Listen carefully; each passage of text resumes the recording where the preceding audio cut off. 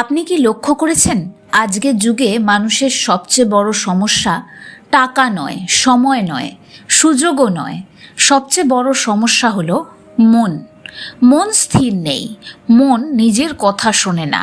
পড়তে বসলে মন অন্যদিকে যায়, কাজ করতে বসলে দুশ্চিন্তা আসে, প্রার্থনায় বসলে পুরনো স্মৃতি আসে, ঘুমোতে গেলে ভয় আসে।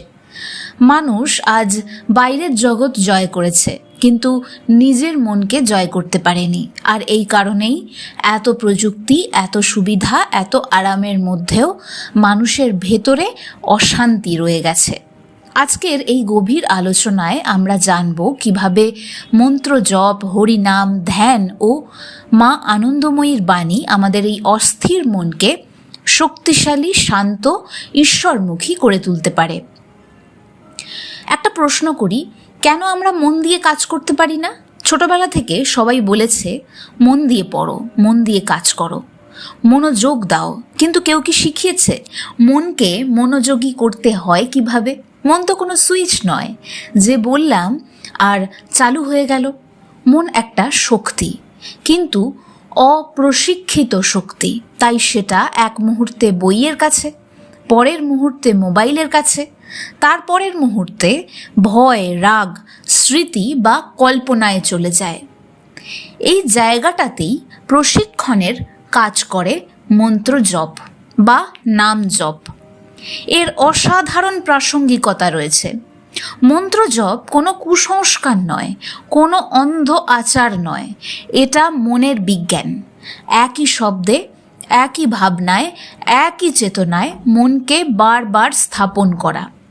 যখন মনকে একটি বিন্দুতে আনা হয়, তখন তার শক্তি বহু গুণ বেড়ে যায়। এখানে একটা সহজ উদাহরণ দেওয়া যাক।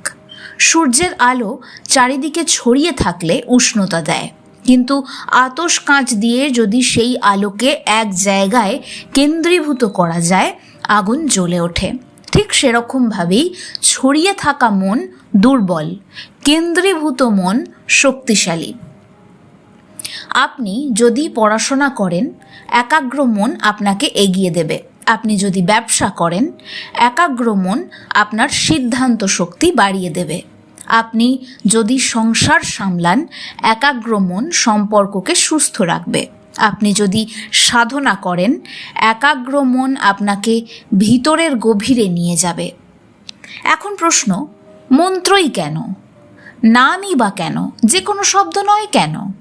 কারণ শব্দ শুধু শব্দ নয়, শব্দের সঙ্গে ভাব জড়িয়ে থাকে। একটা গালিগালাজ শুনলে মন যেমন বদলে যায়, প্রশংসা শুনলে যেমন বদলে যায়, প্রিয় কারোর নাম শুনলে যেমন আবেগ জেগে ওঠে, সেই রকমই ঈশ্বরের নাম শুনলে ও জপ করলে মনের ভেতরে একটা বিশেষ তরঙ্গ তৈরি হয়। শব্দ শক্তি। শব্দ একটা সেতু হিসেবে কাজ করে ঈশ্বরের সঙ্গে সম্পর্ক তৈরি করার পথে। শব্দ ব্রহ্ম, উপনিষদেরই কথা। তাই সবসময় শব্দে খুব সাবধান হতে হয়। কি শব্দ শুনছি, কি শব্দ বলছি। শব্দ আমাদের ভাবনাকে বহন করে, তাই ভাবনাতেও আমাদেরকে খুব সতর্ক হতে হয়। যখন আপনি ঈশ্বরের নাম চিন্তা করেন, রাম, কৃষ্ণ, হরি, মা, কালী, শিব, মুখেও উচ্চারণ করেন, কিন্তু শুধু উচ্চারণ করেন না। কারণ আপনার ভাবনায় যদি এনারা থাকে এবং এরপর আপনার মুখ থেকে তাদের নাম যখন বেরোবে, এখানে আপনার সমস্ত উপস্থিতি রয়েছে, আপনার মনের সমস্ত ভাব রয়ে যাচ্ছে। আপনার চেতনায় ঐশ্বরিকতার একটা ভাব যুক্ত থাকছে।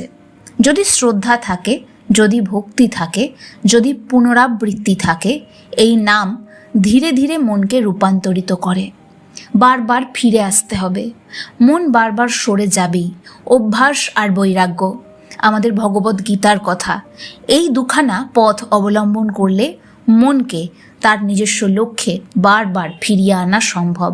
তাকে এইভাবে বারবার ফিরিয়ে আনতে হবে, এটাই প্রশিক্ষণ। এই কারণেই শ্রী শ্রী আনন্দময়ী মা বলতেন, যাকে ভাবলে শান্তি আসে তাকেই স্মরণ করো। আমরা সারাদিন কত কিছু স্মরণ করি, অপমান, ভয়, ভবিষ্যৎ, টেনশন। তাই মন সেই রঙে রঙিন হয়ে যায়। যদি ঈশ্বরকে স্মরণ করি, মনও ঈশ্বরমুখী হবে। এখানে মন্ত্র শব্দের অর্থটা খুব গভীর। বলা হয় মননাথ ত্রায়তে ইতি মন্ত্র, যা মনন করলে ত্রাণ পাওয়া যায় তাই মন্ত্র। ত্রাণ মানে শুধু বিপদ থেকে বাঁচানো নয়, মনের দুর্বলতা থেকে মুক্তি, খারাপ সংস্কার থেকে মুক্তি, ভয় থেকে মুক্তি, আত্মবিস্মৃতি থেকে মুক্তি। আজকের মানুষের সমস্যা কি? বাইরে নয়, ভেতরে। কেউ রাগে ভেঙে পড়ছে, কেউ তুলনায় পড়ছে, কেউ ভয় পাচ্ছে, কেউ লোভে দৌড়চ্ছে, কেউ একাকিত্বে ডুবে যাচ্ছে। মানুষ নিজের মনের হাতে বন্দী হয়ে রয়েছে। পরিস্থিতি তাকে নাচাচ্ছে, অন্য মানুষের কথা তাকে কাঁদাচ্ছে, সোশ্যাল মিডিয়ার নোটিফিকেশন তাকে টানছে। সে নিজের ওপরে নিজেরই অজান্তে কর্তৃত্ব হারিয়ে ফেলেছে। এই অবস্থায় মন্ত্র জপ, নাম জপ ভেতরের স্টিয়ারিং হুইল ফিরিয়ে দেওয়ার পথ তৈরি করে দেয়।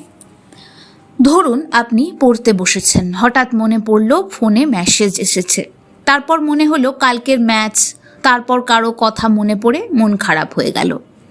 1 ঘন্টা গেল, পড়া হলো না। এখানে সমস্যা বই নয়, সময় নয়, সমস্যা হচ্ছে মন। প্রতিদিন যদি 10 মিনিট জপ করেন, আপনি ধীরে ধীরে মনকে নির্দেশ দিতে শিখবেন। আজ 10 সেকেন্ড থাকবে, কাল 20 সেকেন্ড, পরে 1 মিনিট। এভাবেই মন আপনার অধীনে আসবে। এখানে অনেকেই বলেন জপ করতে বসলে নানা চিন্তা আসে। উত্তর খুব সহজ, এটা আসবেই। মন তার কাজ করবেই, চিন্তা আসবে। আপনি শুধু ফিরে আসুন, নামে ফিরে আসুন, চিন্তায় ফিরে আসুন। যে সমস্যা আসছে তাকে তার পায়ে সমর্পণ করে দিন। সমর্পণ করে দিয়ে তার সাথে সম্পর্ক স্থাপন করুন। এই ফিরে আসাটাই সাধনা। যতবার চলে যাবে ততবার ফিরুন। জপের শুরুতে আনন্দ নাও আসতে পারে, মন বসবে না, বিরক্ত আসবে, তন্দ্রা আসবে, কিন্তু এগুলো ব্যর্থতার লক্ষণ নয়, এগুলো প্রশিক্ষণের স্বাভাবিক ধাপ। মন তো প্রশিক্ষিত নয়, সে তো এত বছর ধরে শুধু ছুটে বেড়ানোটাই শিখে এসছে, তাই সে ছুটেই বেড়াচ্ছে। কিন্তু আপনি এখন থেকে তাকে প্রশিক্ষণ দেওয়া শুরু করুন, বদল হতে সময় লাগবে। অনেকে জিজ্ঞাসা করেন সংখ্যা রেখে জপ করলে ভালো হবে নাকি সংখ্যা ছাড়া। যদি মন খুব ছুটে যায়, সংখ্যা রাখা সাহায্য করে, যেটা খুব স্বাভাবিক অবস্থা। মালা হাতে নিলে একটা কাঠামো আসে, কিন্তু যখন মন স্বতঃস্ফূর্তভাবে ডুবে যায় তখন মানস জপই শ্রেষ্ঠ। তখন জপ শুধু ঠোঁটে নয়, মনের গভীরে চলতে থাকে। এখন ধ্যানের কথা বলবো, যা 90% মানুষই বুঝতে পারে না। জপ আর ধ্যান কি আলাদা নাকি এক? ধ্যান হচ্ছে এই জপেরই পরের স্তর, বা বলা যায় জপেরই একটা গভীর স্তর। জপ মনকে এক জায়গায় আনে, ধ্যান সেই মনকে নীরব করে বা একটা নির্দিষ্ট চিন্তায় স্থির করে দেয়। আপনি যখন বারবার নাম করছেন, এক সময় নামও গভীর নীরবতায় মিশে যেতে পারে। সেখানে শুধু উপস্থিতি থাকে। প্রথম ধাপে শরীরকে স্থির করুন, দ্বিতীয় ধাপে শ্বাস লক্ষ্য করুন, তৃতীয় ধাপে মন্ত্র জপ করুন, চতুর্থ ধাপে নামের উৎসের দিকে যান, নামের উৎসকে চিন্তা করুন, পঞ্চম ধাপে ওইখানেই থাকুন। এই শুধু থাকাটা অনেক বড় জিনিস, এই অবধি আমাদের গন্তব্য। কথা বলবো প্রারব্ধ প্রসঙ্গে। এই বিষয়টা নিয়ে বারবার কথা বলি কারণ আমরা প্রত্যেকেই এই প্রারব্ধ বিষয়টার মধ্যেই রয়েছি। এটা থেকে তো মুক্তি নেই, কিন্তু এই সাথে আমরা যুঝে চলব কি করে?